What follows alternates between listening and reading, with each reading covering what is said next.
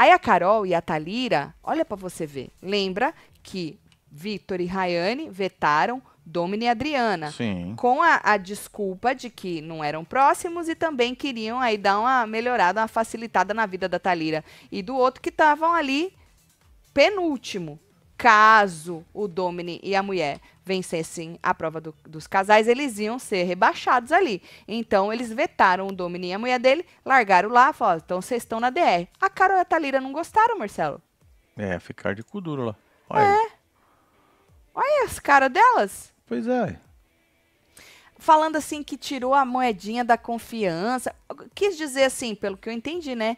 Que eles não quiseram se comprometer, que eles não iam vetar o Wake, que não iam vetar a não sei quem, que não ia vetar ninguém. Aí acabaram indo no Domini. Mas e se não vetasse o Domini? Não iam reclamar também? Provavelmente.